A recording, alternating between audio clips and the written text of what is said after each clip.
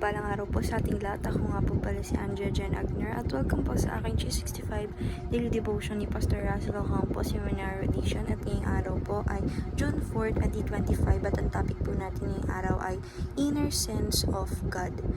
At scripture po natin ngayong araw is Romans chapter 1 verse 18 to 21. At pwede bang itago ang katotohanan?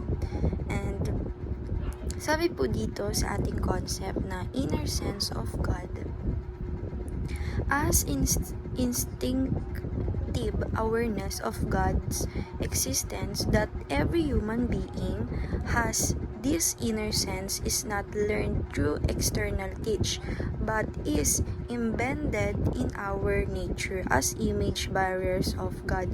True people may suppress our identity, this awareness remain. Scripture affirms that no one is without excuse because God has made Himself known within and around us.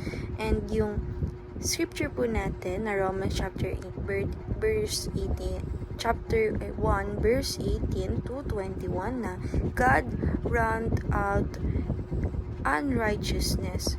For the wrath of God is revealed from heaven against all ungodliness and unrighteousness of men who by their unrighteousness suppress the truth. But what can be known about God is plain to them because God has shown it to them, for His invisible attribute, namely His internal power and divine nature, have been clearly perceived ever since the creation of the world in this thing that have been made.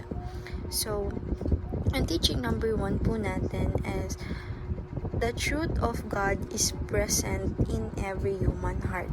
Sabi po dito na yung katotohanan ng ating Panginoong Diyos, yung mga sinasabi niya po sa ating katotohanan, yung mga nakasulat sa Bible na katotohanan, is ito po ay present ng ating Panginoong Diyos sa ating, sa kahit sino mang tao or creation niya na ginawa niya. Lahat po ng truth ay nasa puso ng bawat tao o bawat isa sa atin. And teaching number 2, the human heart suppress this truth. Sabi po dito ng ang puso ng tao, ng mga creation niya, is nasusuppress po dito yung katotohanan na sinabi ng ating Panginoong Diyos. Sabi nga po na yung truth is nasa puso ng bawat tao. And teaching number 3, the Spirit convicts the heart to repentance. Sabi po dito na ang Spirit naman po, kinokontrol neto or kinoconvict neto yung puso natin na humingi tayo ng tawad or is yung mga kasalanan natin, i-repent na natin sa ating Panginoong Diyos para tayo ay mapatawad ng ating Panginoong Diyos sa mga pagkakamali natin na alam naman natin yung katotohanan talaga na dapat gawin natin. At ito ay talagang kahit may ginagawa tayong mali, but alam naman natin sa sarili natin na mali yun, but ginagawa pa rin natin. Kaya yung puso natin, bawat puso natin is talagang binigyan ng katotohanan ng ating Panginoong Diyos, but nagkumagawa pa rin tayo ng kasalanan. Kaya yung Spirit, ito yung nagko-convict sa atin na yung puso natin or mga bagay na nagawa natin is repent natin sa ating Panginoong Diyos. And application number 1, recognize that God is not hiding from us. Sabi po dito na apply ko na sa sarili natin na i-recognize natin na talaga yung ating Panginoong Diyos hindi po yan nagtatago sa atin. And application number 2, renew your commitment to love and serve God. Sabi po dito na apply ko na sa sarili natin na i-renew natin or dapat magbigay tayo ng commitment sa ating Panginoong Diyos na mahalin siya at mag-serve sa Kanya.